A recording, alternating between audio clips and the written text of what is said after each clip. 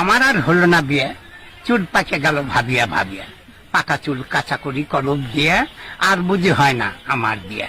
ওই কলমের ভাদু ভাই দিছে মাথার ঘাই, আমার আর সম্মান নাই।